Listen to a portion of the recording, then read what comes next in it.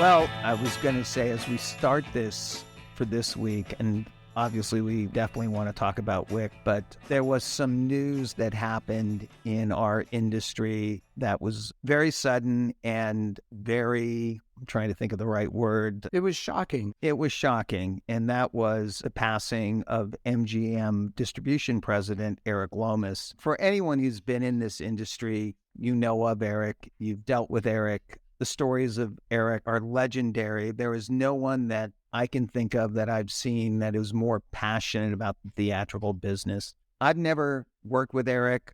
I wasn't particularly close with Erik, but over the last 25, 30 years, we obviously would run into each other from time to time. His wife came over to Lionsgate and is the head of the Motion Picture Group Legal, and got to know her after the Summit merger and would see Erik at premieres and social functions. And even though I never worked for him, Paul, and even though, like I said, it wasn't like we hung out, he would always greet me with that bellowing, "Oh, Doris," and, "Mikey." And, it was always like I was a long lost friend of his or something like that. And he had a way about that. But he did that with everybody. Yeah, I didn't have a close relationship. I knew of Erik, of course, and a couple times on the phone with him, and he was just so funny and gracious and just really a passionate person. And I feel honored just to even have had a couple conversations with him on the phone. He's an icon in our industry. We would be remiss not to mention a legend in our industry. Take him way too soon. We dedicate this episode a Ticket to Ride to Erik Lomis. Just one more thing was the day before he passed away. So he passed away on Wednesday. On Tuesday, I was on a call. I was invited by MGM. Paper Airplane has been doing some in-theater marketing work with their team. And there was a call with the Independent Cinema Alliance. And they asked us to come on and talk about some of what we do. Erik kicked off the call. And of course, when I came on the Zoom, it was the usual Mikey. And we were talking about whatever it was we were talking about. And Erik proceeded to then implore the ICA members. And the ICA is the independent theater owners. These are guys, they might have one or two locations. They're not necessarily, 2,000 locations. They're the part of the industry that grinds it out week after week. And Erik was imploring them to support the upcoming release of Air. And Erik had gone to the mat basically with the Amazon team that it was important for Air to, if you remember, Air was produced to be something for Prime Video. And Erik saw the movie and basically pleaded with the Amazon team to release it theatrically and to show that, as you and I have talked about, and that is, as a movie succeeds theatrically, it will then provide lift on all the downstream platforms. That was where Erik was imploring the independent theater owners to basically support the movie, book the film, and in his own gregarious way, it was fantastic. He was pleading with them. And for anyone who knows the ins and outs of how theater booking goes, there's a lot of minutia that happens, and a lot of these theater owners, they don't book it themselves. They might have their own film buyers that work for them. So Erik was basically saying to them, you all need to play it. You need to show Amazon that there's a reason to do this theatrically. And he basically said, I don't want to hear from anybody that you couldn't get a print. And I want you to email me personally. And that's E-L-O. Like, he's giving his email address out. I was cracking up because I'm like, no president of distribution is like basically beating these guys over the head with a stick. Like, this is what you need to do. He was so passionate about making this movie work and work from a theatrical. Fast forward less than 24 hours later, I was in another meeting and I got a text, and the text was, "So sad about Lomis." And my first reaction was, okay, that was a bad rumor that was being circulated. And I said, impossible. Was on a call with him yesterday. He was fine. And then, of course, I got another text and another text. And at that point, I knew it was true. And you knew at that point that, as a friend of mine likes to say, getting older is not for the faint of heart. Erik was just 64. And I would say in those 64 years, his legendary status is far beyond the years that he lived. So to your point, we want to dedicate this week's Ticket to Ride to the one and only Erik Lomis. Erik Lomis. I love the tribute you wrote about him in your weekend commentary this past weekend. So this is for Erik Lomis. And you were talking about that call, and I don't know how anyone could say no to that gentleman. So, and he says you're going to book this in theaters, you're going to do it. That is correct. Well, and then moving on to the weekend in a second, I also wanted to say we've got a great guest this week. Yeah, Sarah Whitten from CNBC, who has shared a stage with Mike Polydorus and myself at Show East last year. We gave a presentation looking at the full year in review up to October. So Sarah Whitten will be on the podcast, and stay tuned for that. Yeah, so we don't drone on forever and ever. Figured we would kind of run through the weekend pretty quick here. Let's go Wick all the time, baby. I saw this movie on Saturday night, almost a packed theater. What'd you think, Paul? What'd you think? I loved it, and this is no bullshit. I love this movie. No spoilers here. Well, maybe a couple, so. But there's an homage to Lawrence of Arabia that is kicked off at the beginning of the movie by Lawrence Fishburne, by the way, which is so beautiful. That whole homage to that, a couple of scenes there. And when you see the movie, when people see it, they'll know what I'm talking about. And then there's a bit of Keystone Cops in there. There is, how do I put this, a Sisyphean challenge towards the end with a staircase. Not to use too many $100 words, but you'll get it when you see the movie. It is 2 hours and 49 minutes. Mike, it should have been 3 hours. I loved it. You know the term suspend disbelief, Mike? I do. You have to do that during this. I mean, you thought you had to do that in the first 3 films. This takes it to a whole new level. The cast is so great. Everyone, I mean, the casting is just brilliant. I loved everyone in this film. You have some of the classic John Wick characters in the mix, but you have some new characters in the mix. And again, I don't want to give too much away, but wow, what a knockout of a movie. You know a lot about the Wick franchise, obviously, but the sound design on this movie, just incredible. At the very beginning, there's like literally a gut punch that happens, or not literally, but sort of literally. And the whole movie theater where I was at the Sinopolis Westlake Village here in Southern California, it shook your ribs, man, when this punch was happening at the beginning of the movie. And just a great film. Donnie Yen almost steals the show. I literally was quoted in a story today in the LA Times about aging action stars and how there seems to be no bias against that at all. And Donnie Yen is, I think, 59, and he absolutely kicks ass. I mean, he's in Fast Motion, just a joy to behold. Bill Skarsgård is just the personification of evil. You know, Lawrence Fishburne, Ian McShane, and of course, the late Lance Reddick in a movie that must be seen more than once in a movie theater, Mike, because I'm going to go back and see it again. I really love the film. Not for everybody. Oh, and the cinematography, each frame, many of them could be framed and put on a wall as a painting or as a photo. Beautiful, beautifully made movie. As you were talking about the aging action star, it dawned on me, think about it. So Keanu Reeves is 58. Mm-hmm. Over the summer, we had a $700 million movie with Top Gun Maverick.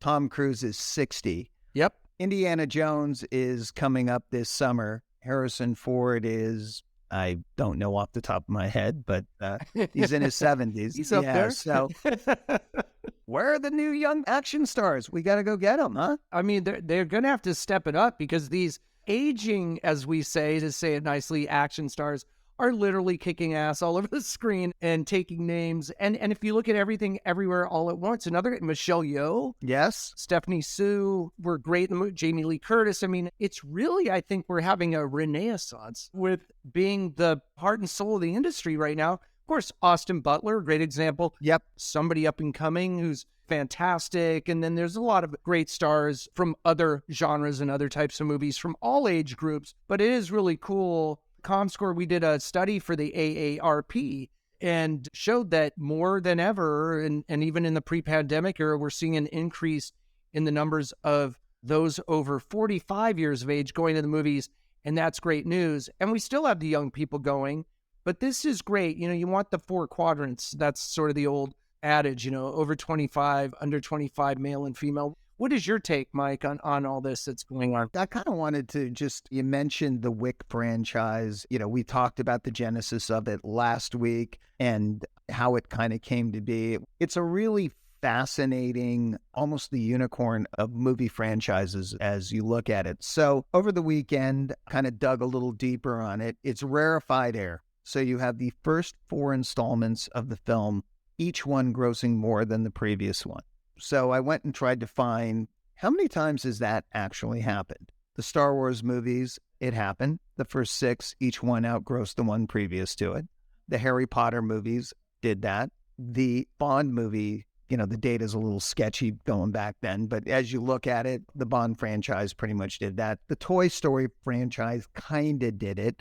Toy Story, I believe it was 2, was released. That was when Disney was doing those exclusives for a week and then going wide. So if you count the wide, it happened. But that's about it. It's very rare. And there might be a couple more in there. But the point being is, normally what happens in a franchise is first movie opens up, second one really kills it, third one might come down, and by the time you get to the fourth one, you're definitely coming down the mountain. The law of diminishing returns usually applies, and our good buddy Steve Elser sent a really cool note about the film over the weekend, and he said, the franchise joins a select few film series that set a franchise record with their 4th outing. According to Steve Elser, only 9 in the past 40 years. Of those 9 franchises, only 5 have done what John Wick has done in building to 4 films with each new offering exceeding the last. Kind of paraphrasing kind of what you said, Mike. And so it really is incredible. And I think back to, the first Austin Powers movie was a huge hit on home video. Yes. And the second movie earned more in its opening weekend than the first Austin Powers did in its entire theatrical run. Well, here's a great side note on Austin Powers. Show West, the year that Austin Powers was coming out, prior to the movie coming out, New Line sponsored a lunch, and it was all Austin Powers themed. So it was a giant TV dinner. Mike Myers came in dressed as Austin Powers. He's doing the yeah, baby thing. It played like a lead balloon in that room. Yeah, baby. But remember, there was zero context. The movie hadn't come out. You had no idea what this was. Everybody was kind of looking at each other like, I don't get it. So to your point, it was a movie that was discovered at home and then took off. Wick was very similar to that. So Wick 1, we talked about it, went out, did about $42 million, which was huge, by the way.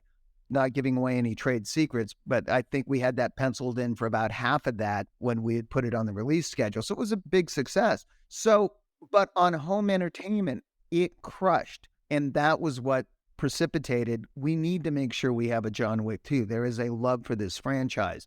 And then, of course, the movie thing just kind of took off. Even from audience reaction, so the first movie got a B cinema score. The next 2 got an A- cinema score. This got an A cinema score, 95% fresh on Rotten Tomatoes as we speak today.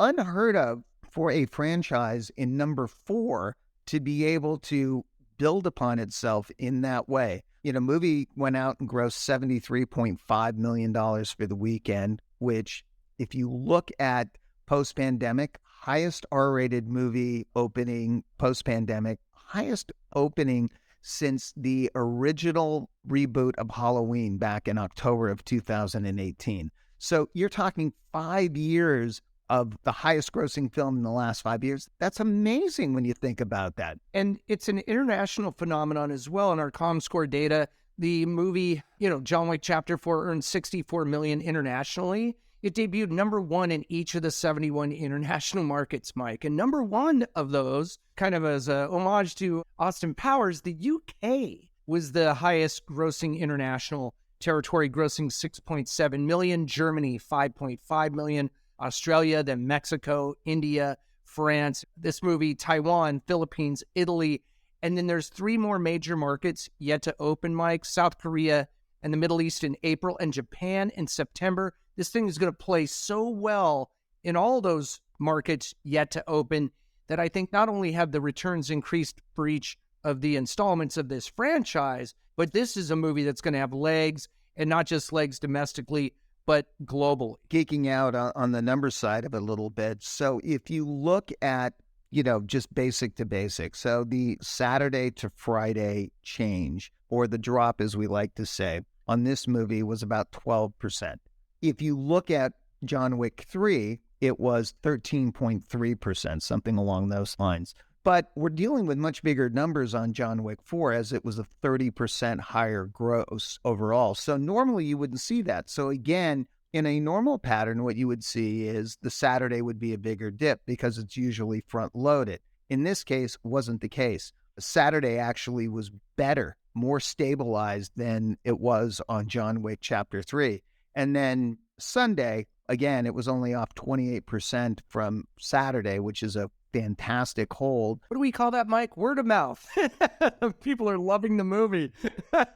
Well, I was going to say, if you start looking at the roadmap out there, you have word of mouth, you have, a huge starting point. And then from a competition standpoint, Dungeons and Dragons opens this week. You have Mario Brothers the week after, and then nothing really until Guardians of the Galaxy. This is a perfect release date, Mike. Perfect for John Wick. Yeah, it's a great release date, and it's just going to play. It already had high expectations. It's going to exceed those high expectations. So I'm going to give a little spoiler alert just for anyone listening. And this has been out there that will there be a John Wick 5? And if you've seen the movie, you think, well, maybe, maybe not. So I was asked this question by The Hollywood Reporter, by Pam McClintock. Joe Drake kind of alluded to, would there be a Wick 5? And my answer that was, many a boxer, rock star, and star athlete, or rock band and star athlete have announced retirement only to have a change of heart. So, I mean, let's just say this hitman's future is a little inconclusive, but I wouldn't count out John Wick at this point. And given the success, Mike, of this movie, how do you say no to future? I mean, the audience wants more. I want more Wick, Mike. More Wick. Well, okay, so we know for a fact that the John Wick character will be back because he will be in Ballerina, which is the spinoff that is already in the can with Ana de Armas, which does not have a release date yet. As far as John Wick 5, I agree with you on that. I wouldn't necessarily count him out. I do know that these movies are very physically taxing on Keanu, and as we said, he's 58. And there's, just like an athlete, there's a recovery process. Mike, I read an article that said he needs many ice baths. I mean, I can just tell you from the limited knowledge I have on how these movies are put together, we alluded to it last week, and that is they're physically taxing. These are not CGI masterpieces. These are old school. The action is... Mike, I got tired watching. Well, and that's the thing. You're signing up for 15 rounds when you do one of these. And it's weapons training, it's martial arts. I mean, Keanu, no stranger to this, being Neo in the Matrix franchise. We got to keep that in mind. But yes, it is, I'm sure, very physically taxing. But it's all up there on the screen. Nothing is left. It's all up there. And I would love to see another Wick. But in talking about the aging action stars, there is that whole element of, you don't want to wait too long between installments because let's face it, that's a lot of commitment there in terms of your body and putting it all out there. Tom Cruise gets, rightfully so, a ton of credit for doing his own stunts and being very hands-on and no CGI, but let's give it up for Keanu Reeves and the team, Chad Stahelski, and if I'm pronouncing the director's name properly, just what a team putting this together. I have one last question before we kick it over to Sarah, because I'm interested. Yeah. Now, Sarah's waiting. She wants to talk Dungeons and Dragons. Hold on, Sarah. I'm interested what Sarah's kind of take on all this is, but I have a question for you, Paul, and that is, yes, Neo or John Wick, what is the defining role for Keanu Reeves? Well, I have to say John Wick because it's the latest one. I agree. This was a conversation I had with a couple of people over the weekend as we were discussing, the legacy of where Keanu will fall. And, will he be remembered more as Neo or as John Wick? I think it's Wick. And look, to have two iconic characters to your credit, that's rare. I mean, very iconic. We're not just talking two characters that we sort of know. These are two of the most iconic movie characters in cinema history. And Keanu, not Bill and Ted, but we're talking about the Matrix franchise and now John Wick. And what a great career trajectory for Keanu, who's been in so many different types of movies, comedies, teen angst, dramas, Point Break, of course. Johnny Utah. I guess, as you brought up Bill and Ted, is if there is a sequel, we got to figure out how to get Alex Winter in there, right? You got to get him in there. I mean, come on. It's only right. So what a great weekend. John Wick 4, just a tremendous success for movie theaters. And, of course, dedicating this episode to the great Erik Lomis. Well, Sarah's waiting, so let's go walk over to the screening room, Paul, and go have a chat.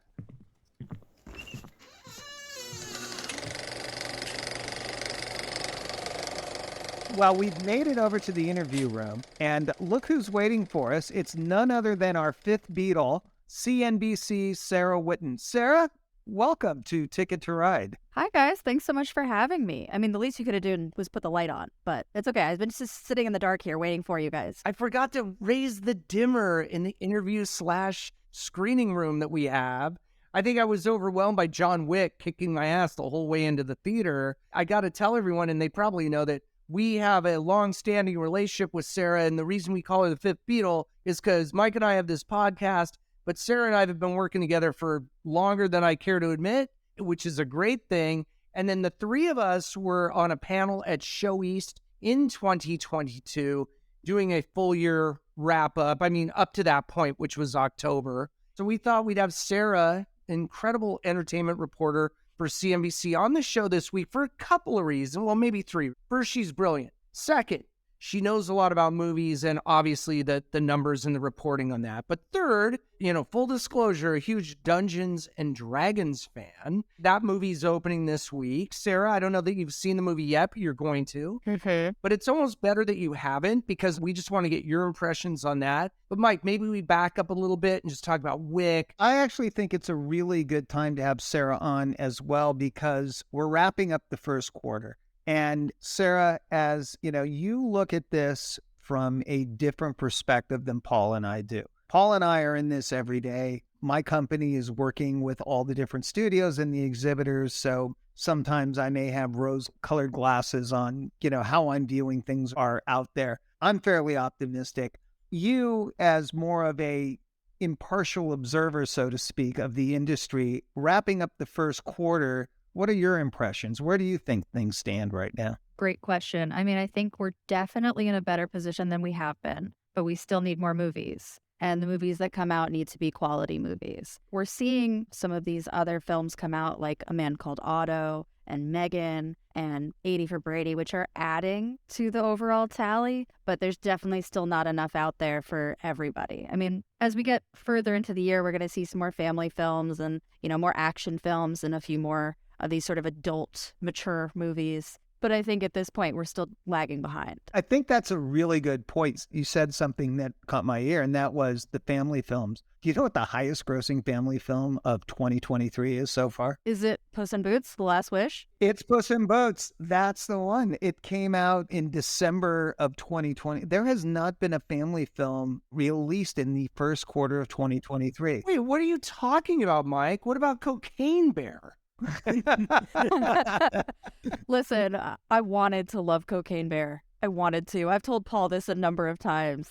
I am the person that, if there is any weird news about bears on the internet, sneaking into swimming pools, taking selfies on trail cams. But I think that was one R-rated movie that was not a fit for me. Yeah, Sarah, I thought you'd like it, but you know what, Megan, I liked a lot. There's been some really cool movies this year, and I think, with John Wick Chapter 4, what an incredible overperformance by that. And if you look at the year-to-date, the box office is up over last year. Now, again, last year was a very different animal, a very different trajectory for that year that we talked about at Show East last year. Right now, the box office, we're pushing in. I mean, we're going to be heading into $2 billion territory very soon. So I think it's just about having enough movies. And when there are movies out there, people want to go, and they have to be appealing to a broad audience. And I actually talked with someone today who was still kind of not happy about the industry thus far. And is there a sea change towards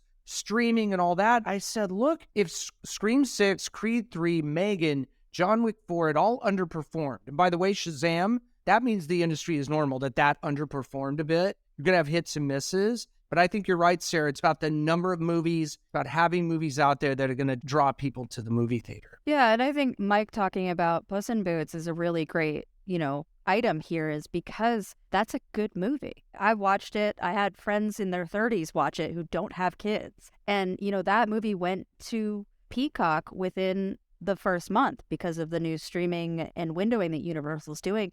And people still went to the movie theater. They could have watched that on Peacock. Then they decided to go to the cinemas. And I think that is really a telltale sign. That's a great point, Sarah. And it's interesting that Puss in Boots opened a week after Avatar: The Way of Water, in a sense overshadowed by that. But Slow and Steady wins the race. It was like Tortoise and the Hare. And yeah, it went to streaming in January and is still doing well. Puss in Boots, it's still like out there in the top 10 for weeks and weeks and weeks. It's the little engine that could.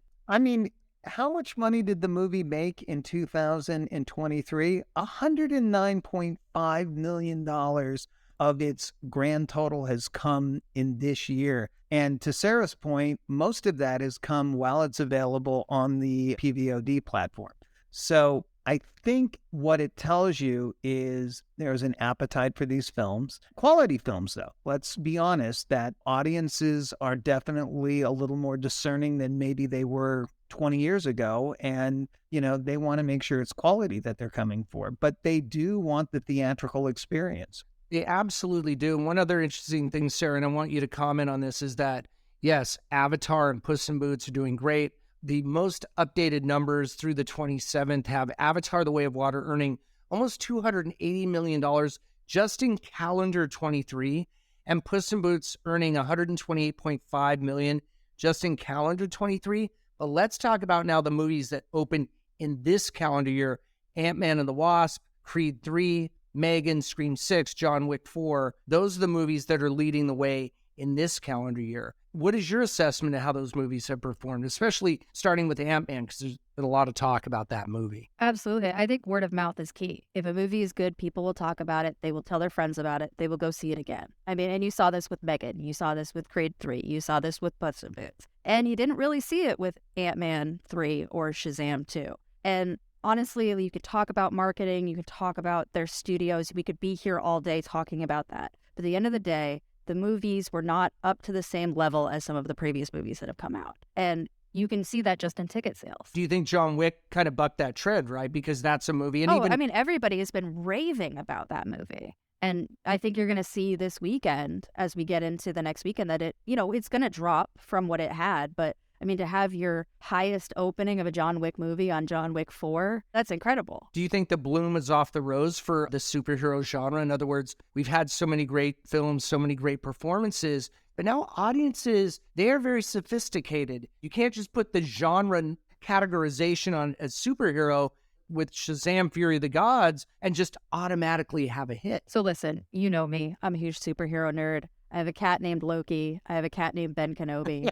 I love these movies. And I think, yeah, sure. Okay, we've had 31 Marvel movies in a decade and a half. We've had a number of DC movies that perhaps were not as, well received as they could have been. Some fans absolutely love them, and that's fantastic. I think what we're seeing here is a quality issue. And when Black Panther: Wakanda Forever came out, that movie did really, really well, and nobody was like, oh, superhero movies are dying. It's only when they're slightly less received. And we saw this when Avengers came out in 2012. It was the culmination of 6 or 7 movies. You got the Avengers together, and then Thor: The Dark World didn't do as well. You had a few other films that kind of came out after that, which were kind of like, the anticipation of Avengers had kind of like gotten people all amped up. And I think that's what happened with Endgame. You had this huge culmination of 20 odd movies come together. And I think everybody was just, wow, this is incredible. This is incredible. So anything after that is going to be a letdown.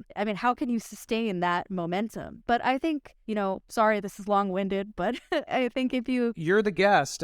Keep going.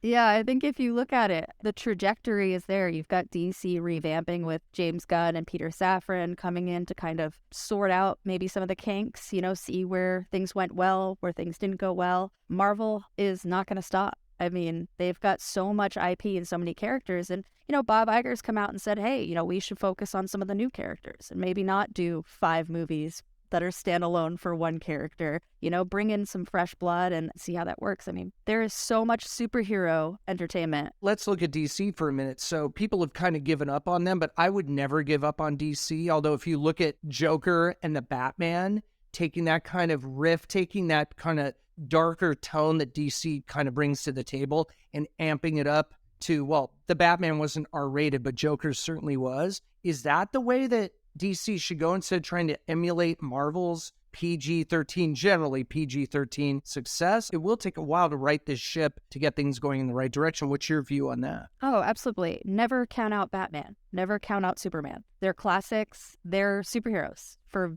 big reason. People have loved them for 80 years. So I think it's just telling the right story and using the right creators, the right actors, the right visual effects, and taking your time with it. And I think you're seeing this with Lucasfilm stepping back from Star Wars, is they realized, okay, we need to take a beat. We need to look at what we're doing, and we're going to focus on television for a little while. And then when the time is right, we will put out another Star Wars movie. And I think with DC is they looked at it and they said, okay, we've got some good stuff going on here. We're making money. We're telling good stories, but we're missing something. So let's bring in James Gunn, who clearly knows what he's doing. He's worked on both studios, DC and Marvel. Let him take the reins for a while, and let's see what happens. Let's mix it up. And you know what, Sarah, I think that is really astute, because bringing James Gunn in, who was privy to the Marvel secret sauce, and being able to come in now and apply that knowledge and apply that kind of structure to the DC brand, which, let's face it, really hasn't had that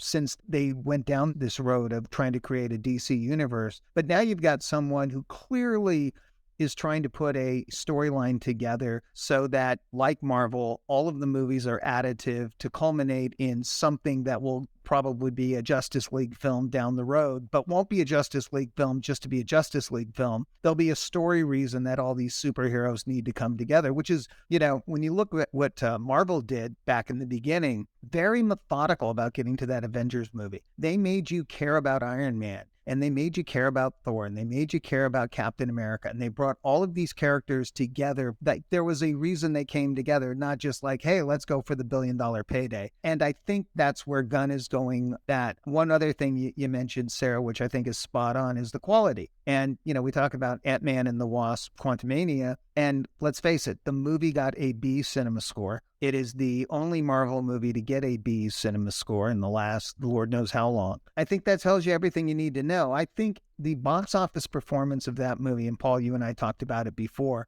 the opening was outstanding. And I think that's more a testament to what the Disney marketing machine and the Marvel marketing machine were able to pull together and to overcome the issues they had with the film. How the film played out is all up to the movie itself at that point. You get it open, and then whatever happens is going to happen. You can buy a great opening weekend, but long-term has to be word of mouth and audience support. And Sarah, when you look at this, and you just said it, you're a self-professed superhero fan, but that's not just enough to get you there, right? So you could put out a movie. I love horror movies, but if it's a crappy horror movie, I'm not going to be into it. I feel like you're the same way. People have become very discerning. Audiences have. Where you just put a movie out from a certain genre doesn't mean it's going to be a hit if the quality isn't there, like you said. Yeah, and listen, there's no quick Band-Aid fix to any of this. It's audiences are fickle. There is this sort of idea of they want something new and innovative in the space, but they also want the same old thing they've always had.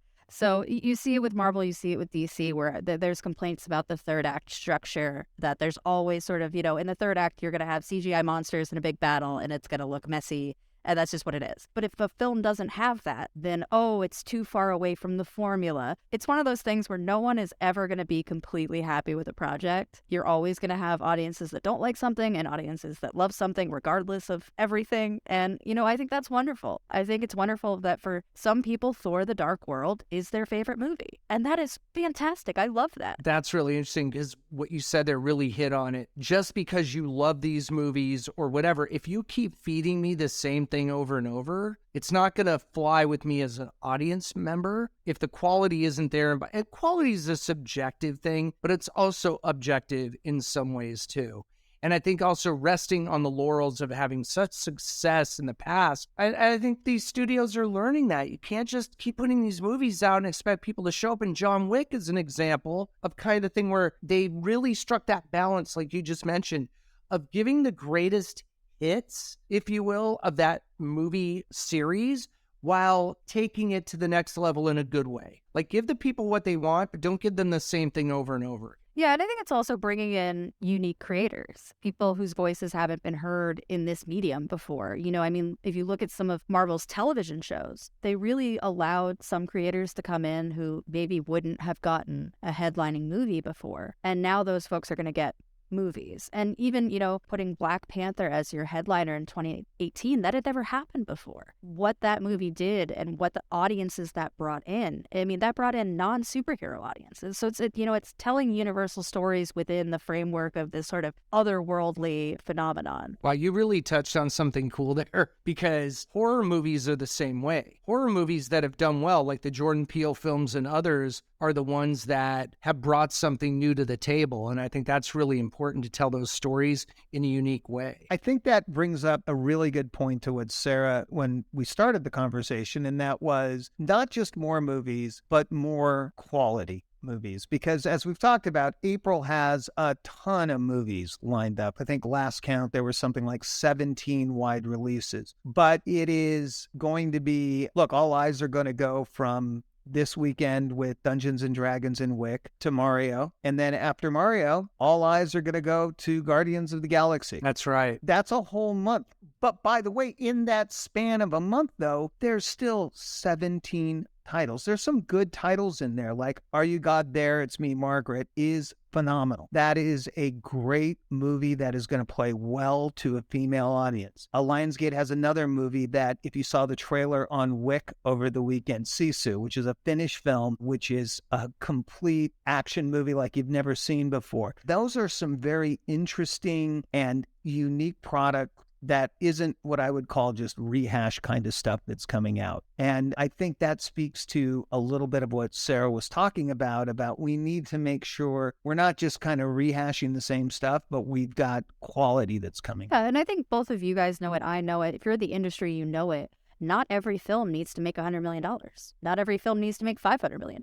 You can have 3 films together making $100 million, and that's just as helpful. It's when you don't have them. Well, I mean, that's another great point. So I was talking to a couple of exhibitors recently, and they pointed to 2 movies. Well, actually, there were 3 movies. You mentioned one of them, A Man Called Otto. They mentioned Plane, and they mentioned Jesus Revolution as being, and Cocaine Bear, actually. Yeah. As being 4 good examples of movies that we have not seen post-pandemic. And that is, you know, if you want to call them mid-tier movies that play to a specific audience, up until this year, those movies were kind of, anything that was going theatrical was kind of getting lost in the shuffle a little bit and was underperforming. But with those 4 movies, you know, in 2023, a big sigh of relief from our friends in exhibition that it won't just be the tent poles that will carry the way. So interestingly, I saw John Wick over the weekend, and some of the trailers for these, I don't think we should underestimate some of the April movies. That's the beauty of going to a movie theater and seeing trailers in a movie theater, Sarah. I was there, I'm like, holy shit, Renfield looks awesome. Like, Mafia Mama looks awesome. The Pope's Exorcist. There are so many movies that I've seen trailers for that I'm like, I didn't know I wanted to see that. And now I'm like, Toni Collette as a mafia boss? I'm in. Mafia Mama. Dude, it's like Sopranos kind of shit. It was awesome. The trailer is so good. And Evil Dead Rise. Oh, I won't be going to that one. I went to see my nephew, who's, by the way, my nephew's 52 or 53 years old.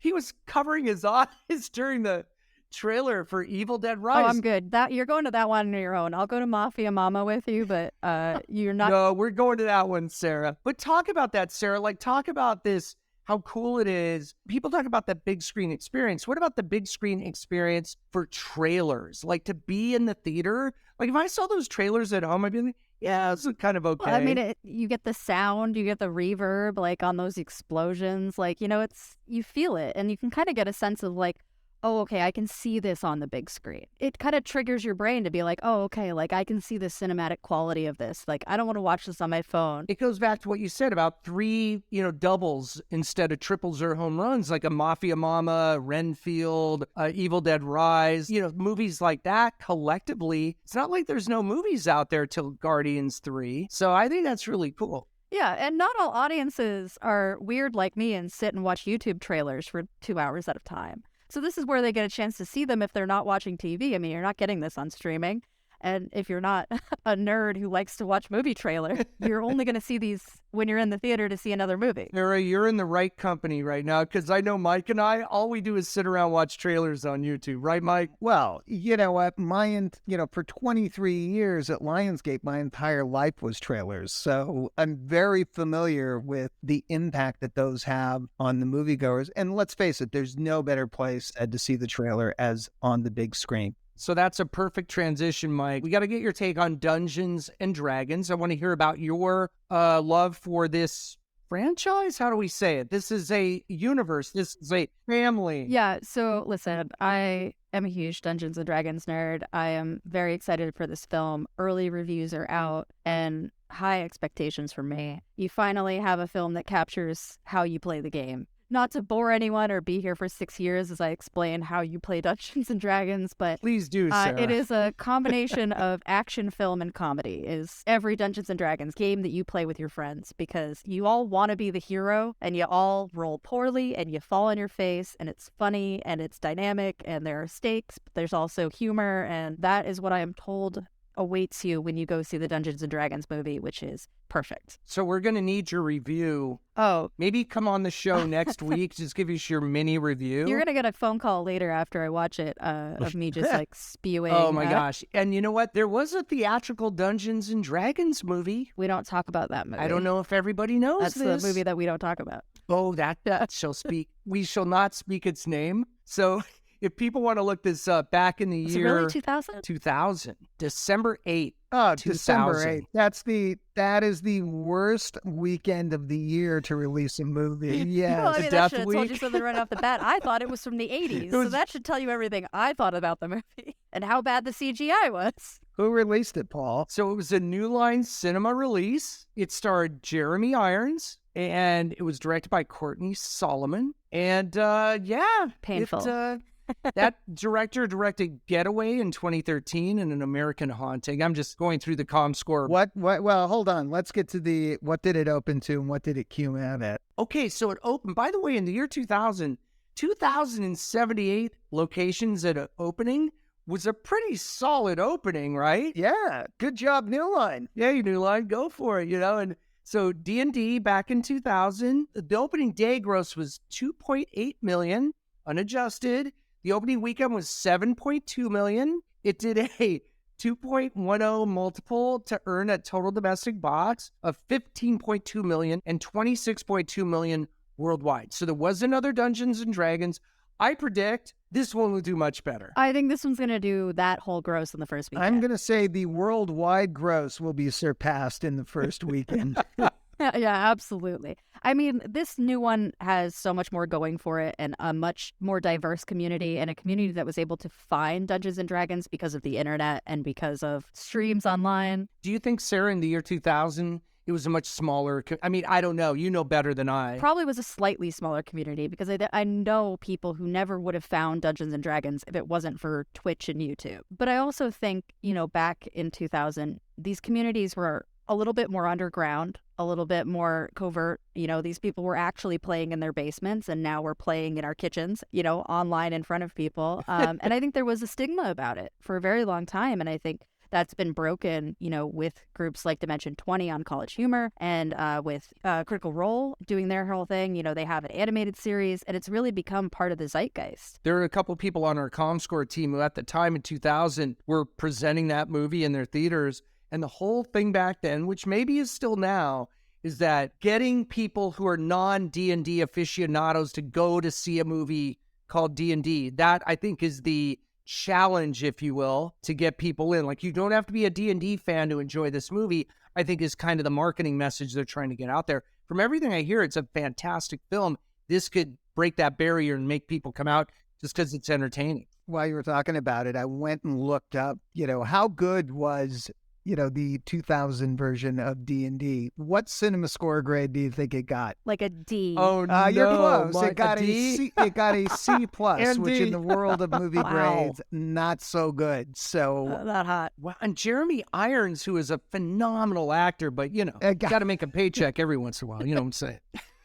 And I think like what I've heard with reviews on this new one is that you don't need to be a D&D nerd, but if you are, there are so many Easter eggs in there. That's the enjoyable part for us nerds. It's finding those Easter eggs. But by the way, Sarah, I love that. But I just have to say, I'm not a bear and I don't do cocaine, and I still love Cocaine Bear. Like, do we have to love D&D? No, I don't think you do. Like, And you I have to think know, like, I'm not a killer, but I love John Wick. Like, I'm not a hitman. So maybe that's BS that you have to, like, be a D&D fan to I think that watch that movie. I think there's a couple of throwbacks now to our movies based on video games that have actually worked that you did not need to know. So I think the mold of that video game world is getting broken. Of course, Uncharted last year, based on a video game. I didn't know anything about the video game. I had a fun time in the movie. And then, of course, look at the 2 Sonic movies that came out. Obviously, that is going beyond the audience. And then, of course, we've got Super Mario in 2 weeks that looks like it could be the second biggest, if not the biggest opening for 2023 thus far. I agree. And I think that maybe people going to see D&D will see the trailer for Super Mario, get excited to see that. But Sarah, please school me, and Mike, I'm glad you brought this up. Is D&D a video game adaptation? It is not. Where did D&D start? It's a tabletop, role-play tabletop game. See, that's where I even get confused, And Mike. I did say video it's game, not and really of course, There are video games, but it is originally Oh my gosh. role-playing tabletop game. you guys are all, Paul, you're not, but Sarah, you're just a puppy. Too kind. When I'm an when old I dog. when I was back in school, in high school, back when there was no internet, cell phones, and you had to walk 5 miles uphill both ways in the snow. D&D was a big deal. Like, the nerds got together on Friday night and all were playing that game. That was, and I say nerds affectionately, of course. I'm not trying to cast stones anywhere. When Mike and I were in school, we used a chisel and a hammer to do our homework. And an abacus. Yeah, that's what I figured. They hadn't even invented the abacus yet when I was in school. Mike invented the abacus, Maybe the Greeks invented it, Mike, the Polydorus. They might have. Who knows? The only tablets we had were made of stone, okay? Too funny. Not the iPad. Anyway, Sarah, we got to give Sarah the last word. And again, we want to have you back as the 5th Beatle on Ticket to Ride. Oh, I'd love to come back. You got to come back and give us your take, whether it be the creative take or the box office, whatever it is, the financial, what you think of it. You got to come back on Ticket to Ride, because the Beatles, when they're 5, they're better, at least in this iteration. Yeah, absolutely. Yeah, I think the thing I'd say, just to kind of wrap up, is that it's all about storytelling. And that's what D&D is about. And that's what hopefully the D&D movie is about. From what I've heard, there's not going to be a problem. But at the end of the day, it's why we play D&D. It's why we watch D&D. It's all up to the roll of the dice and having fun with your friends. So I have high expectations. I'm hoping for a great opening weekend. And I can't wait to come back and tell you all of my thoughts in excess. We look forward to it. So I'm Paul DeGarabedian, Senior Media Analyst for Comscore. My esteemed co-host, Mike Polydorus, President of Paper Air Media. And we're so grateful and thankful and honored to have Sarah Whitten, the amazing, legendary, buttering me up now, entertainment reporter for CNBC, on the show. So thank you for being here. Right, Mike? Thank our guest. You know what, Sarah? Thank you so much for coming in today, because you actually class up the place from Paul and I, who oh, man. It's so true. You guys are far too kind to me. Really appreciate it. Thank you. Well, I could talk forever about movies, so thank you for having me. We'll see you at the next convention, Sarah, yes, if not beforehand. So thank you for being on Ticket to Ride, and we'll see you next time. Thanks, Mike. Take care, Paul. Take care, you guys.